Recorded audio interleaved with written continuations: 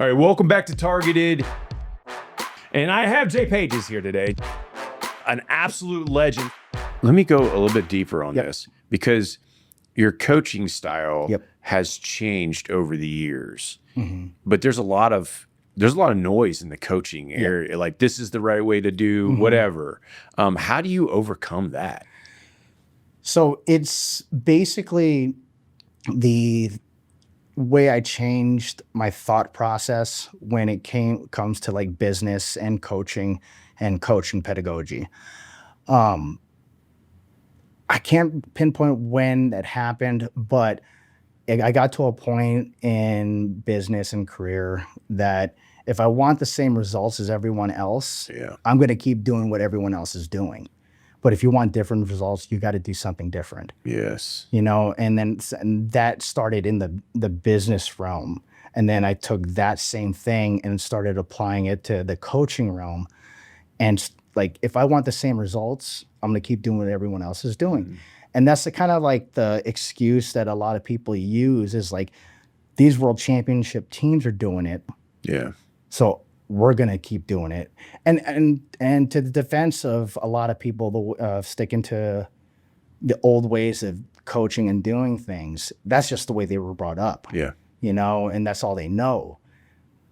But that's when, you know, you kind of got to go out of that box and start doing your own due diligence of educating yourself and seeing there's got to be better and easier ways to develop skill, behaviors, and just basically create better athletes. Well, that's where true champions are born. Yeah.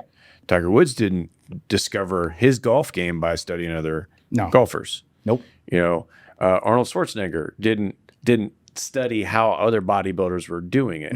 You know, every great in every sport, I mean, we can go down the list, has figured this out. Like, I don't need to be like everyone else. I need to be the best me. Exactly. Or the best for you. You're able to transition that into someone, because this isn't a ball sport. No. This is an individual sport. And how each individual works is different. It is. So coaching them has to be different, and you've unlocked that. And that's why, and that's I think that's a problem with traditional methods of coaching and teaching and skill transfer. You know, like you could have a whole room, like for example, and the way it's typically structured, you know, warm up, teach a technique, roll, right? Yeah. The issue with that is, so you have a whole room of different people, different body types, different levels, different experiences. And like, if we're teaching a triangle choke with our legs, maybe half of that room is not going to be able to do that because they just can't magically grow the space between their legs, you know? So, fair. So it's like, the one thing like I do is like teach to the lowest common denominator, you know, and how do we do things that everyone can do, you know? And so how to create that practice environment is super important. And at the end of the day, we always want to start with the lowest common denominator. Yeah. And then coach to that. And then everyone else will be able to build upon that. Okay. I like it. Yep. All right. Let's step into your entrepreneurial roles. How are you able to network with so many people? Because you're on demand, brother. I mean, you are a big demand. Whenever your name's in a gym, you're getting calls, you're getting questions, you're a mentor to so many people. How are you able to do that? Because it's different than a business that builds businesses, because you're doing that actively every day. How do you step into that role every day? So honestly, it's just something I kind of fell into. You know, that role, like, and just like, I want to grow the jiu-jitsu community, and I want to leave something in the jiu-jitsu community when I'm gone that people will still remember my name, you know? And I felt that being a person that people could come to, help people, and whether it's the smallest or biggest question or whatnot, you know, just being available and leaving myself available to people regardless of where they're from. Yeah. Is there ever a time when you feel like you're not able to catch everybody? Yes. Yeah. So, I mean, walk me through that. I mean, that's a personal failure thing that you have to overcome. Yeah. And it's not really a failure, dude. You're just that much in demand. So how do you deal with that? It's just a matter of kind of prioritizing certain things, certain questions, and certain needs, and I'm still trying to learn how to navigate that still, because other people have been in my role a lot longer and have dealt with it and have their own ways of doing it. But I do my best to try to touch everything and everyone, and if time permits, I'll eventually get to everybody. Yeah. It just takes longer, these days than anything. But typically speaking, I'll always get to everyone. Has social media, has it made it easier or harder? I think it's made it easier, a lot easier. Technology has made everything so much easier, from running my business to coaching, and even self-education, from like my new coaching styles, through ecological dynamics and CLA. I was getting everything, all of that was through technology. Yeah. Because there's so much material, so much information, and so much to pull from, that the only thing that's left is for that individual to reach out and start taking that and getting that information. Yeah. The information is there. So don't be lazy, and to do your due diligence to educate yourselves, and I guess, and just better yourselves as a coach with that information that's readily available. I like it. Let me go negative on this. Yeah. What do you think about Moneyberg? I mean, oh, jeez. I mean, he's social media right there. Yeah. Yeah. But I don't buy it. I don't either. Yeah. Like, honestly, it's like, to me, it was just a social media hype, social media grab, just but now it's gone. Yeah. It's not a thing anymore. It's not funny anymore, because everyone's like, well, we already made that joke. Yeah. We still got socks on the mats over here. Yeah. I don't know what's going on, but exactly. I guess he's gone. Yeah, he's no longer his name and that whole thing is no longer a thing. It was very short lived. But man, he'll come back with a red belt, right? Oh, jeez. Oh, that'll throw everyone up in arms. I mean, it already did. Yeah. Why not go up a level? Yeah. Take it up another notch. Yeah. I think that, so like social media for me. Okay, so who are you following? What do you recommend on socials if somebody's in this world? Because that's important. Yeah. That's extremely important. Go ahead. So, like, guys that I follow, like, as far as like when it comes, like, from a coaching standpoint, just because, like, I'm trying to better myself as a coach, like, and this is going to be very polarizing who I follow. That's okay. But guys like Greg Souders, I've been working with him a lot lately. A buddy of mine, Rob Cole, he's another guy that I look up to, like a mentor in coaching. Kevon Gonzalez is another guy that I follow a lot. And then there's a bunch of podcasts out there that are really well put together as far as coaching is concerned. Yeah. Like one guy, I think he's German, but Ways to Practice. Okay. Is a really good podcast, and that isn't so stuck in just like one type of, one space, and very polarizing political type of podcast. He hears everyone out. He talks about different styles and modes of education and coaching. And that's probably also one of my favorite podcasts out there. Nice. But those are the guys I really look up to, because they're, like, to me, the most knowledgeable in the space that I'm looking to. Perfect. And become more knowledgeable and be better at. I like it. So how do you define success as an entrepreneur or coach in this MMA business? Honestly, it's not it. I look at it as my team as a whole and how they're performing together as a team as a whole, because anyone could have that ace, that one person that carries the whole team. And you see it a lot where you have a team that's got a good, a name, but they only have that one guy that's carrying the whole team. Everyone sees that too. Yeah. You see it a mile away. So, like, I gauge my successes on the team as a whole. Okay. And how they're doing as well. I know we don't win everything. My athletes don't win everything, but together, that's a whole different story. Mm-hmm.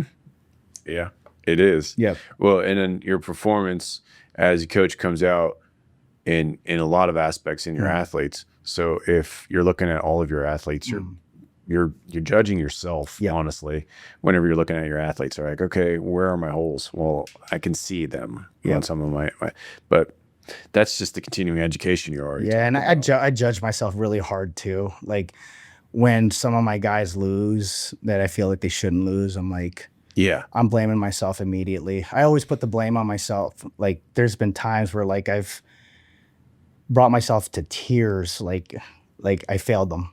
Yeah, that's a championship trait, man. You're always looking at yourself before you look at someone else. Because you can only change you. You know what I mean? So you're like, what can I do better next time? But those close calls too. Those hurt. Those hurt the worst. Yeah. All right. What's something about the martial arts community, like a myth, that drives you crazy? A myth. That there's a right and a wrong way to do things. Ooh, let's go into that. Yeah. So like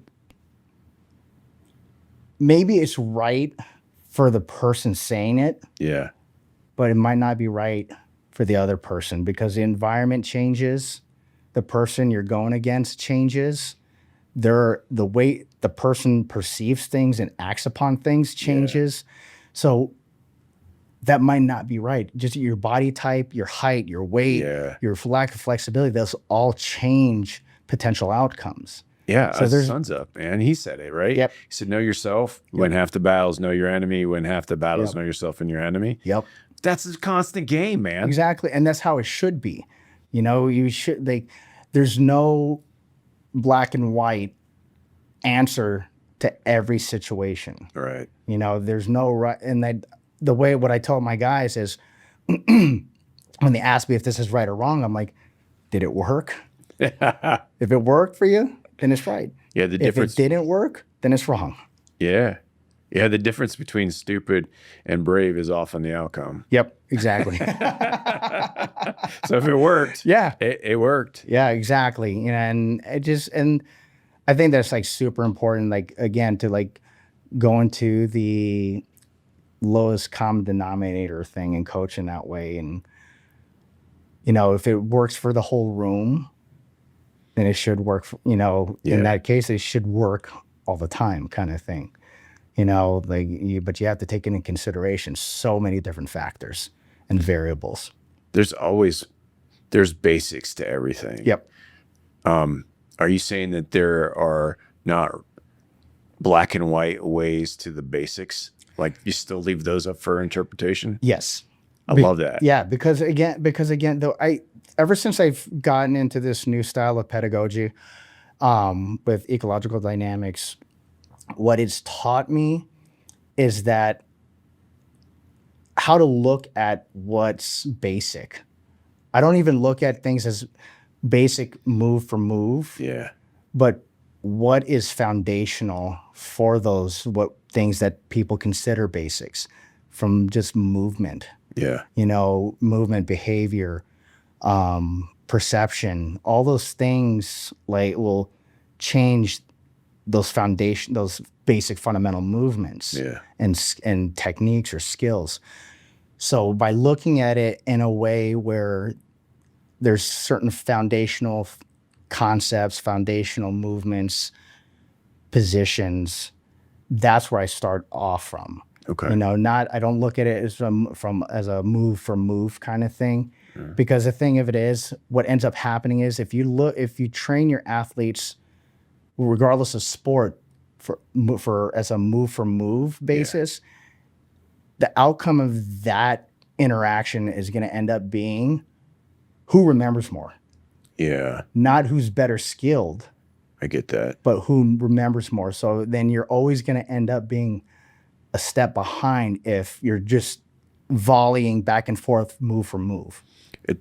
It seems like it unlocks a deeper understanding too. Mm-hmm. If you're bringing it down to a move level, it's not just it's not basic anymore. No, it becomes foundational. I exactly. like how you put it. exactly. And it's the thing is like the idea of perception is not considered in, especially in combat sports, as much as it should be. Yeah. You know, because like we could have two equally skilled people in a very specific situation. Yeah. But they may perceive that position or situation completely differently, which will end up changing how they act upon it. You know, like my wife, she's second degree black belt, and she hates half guard. Yeah. I love half guard. Yeah. She knows what to do in it. Technically, she knows the different moves and skills and positions and whatnot. But because she perceives it differently as like a threat, I perceive it as an opportunity. Yeah.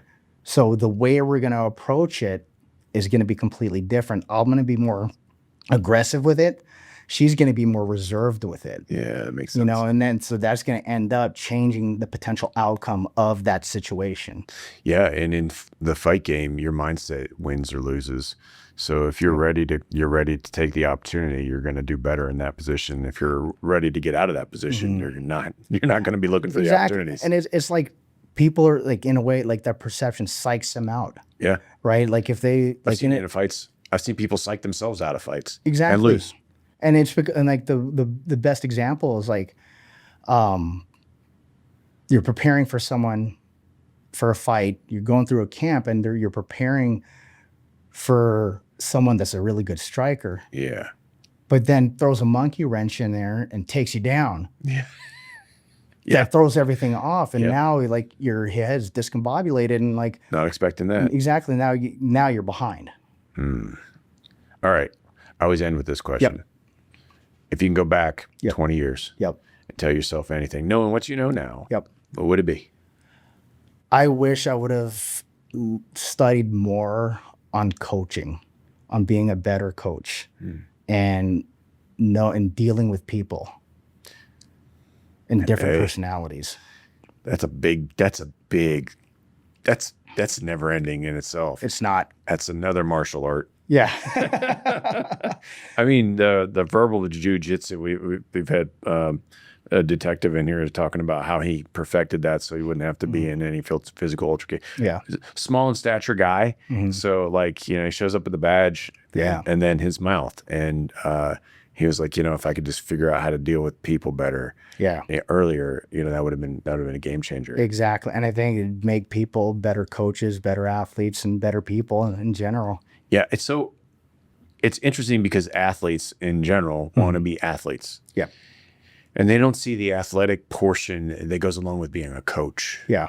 And a mentor and an advisor. You know, there's a lot of physical still involved in that that's more elite in many cases than the person who gets recognized. Yeah. And I think it's also like even as the athlete, if they learn how to be able to communicate better, I think it creates a better and a stronger relationship with the coach.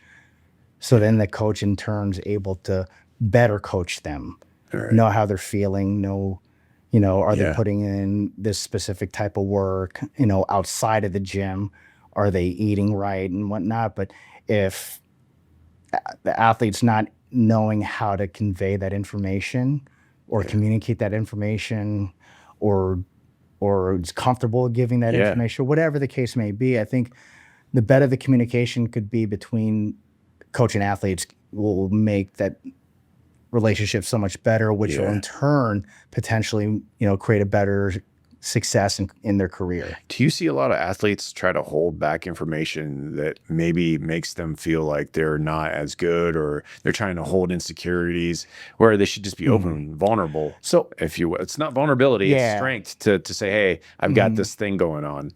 Yes, I think it does. And it does hinder their growth. And then that's why I was saying, like, I think athletes should be able to do something to be able to communicate better, because the more open that they are, instead of having to try to prove to the coach, or they just got to white knuckle it and just fight through it, and when they're not feeling good or feeling better, because that could turn a practice session to, worst session and take them 2 steps back without conveying that very specific information. Yeah. I don't know how you do it, but I know a lot of times I open up with how I fail. And then I talk about this is the lesson. That's how I learned it, by failing. Yep. I'd rather you not fail. Yeah. So whenever you're doing this diet thing and you feel this way, maybe come talk to me instead of failing like I did. Exactly. But you can't fail every time, especially, it's just one of those things. It's like a catch-22 too with that, the whole failing thing is just because like failure is going to be your best teacher. Amen. But if you have an opportunity to learn through somebody else's failure, so you don't have to go through that work and that pain and that struggle, that's smart. That's intelligence. It's taking advantage of an opportunity so you don't have to go through that same pain, like you said. Yeah. Failure is the key to wisdom. Yep. And that no one picks up. Yep. Exactly. All right. Well, where can people find you? So I'm honestly most active on Instagram as JAYJ Pages. And that's where I'm most, and my website, www.jpagesjjmma.com. All right. You'll see them on the screen. Thank you for coming in. No, thanks for having me. I had a blast. This is awesome, man. We'll have to do it again. Anytime. I appreciate the conversation. I always anytime. do. But I'm going to close out the show. So thank you again for jumping in to Targeted Podcast. If you have questions and they didn't get answered, I promise I will get them answered for you. I will send them to him, and please check him out on Instagram and his website, but just continue following him. The man, he's one of the people that I follow all the time, and I get amazing coaching, life advice, and just inspiration because the man's that awesome. So until next time, we're a top 1% podcast on YouTube because you guys like and follow and share and all the other stuff that you hear every YouTube person say. I don't care if you do that. What I want you to do is take this and give it to someone who will benefit from it. All right. That would help us out so much. And you've made it this far. So keep on checking out MMA posts, MMA people like this, and you will guarantee to be better at life. And until next time, aim for excellence and stay on target. Good night.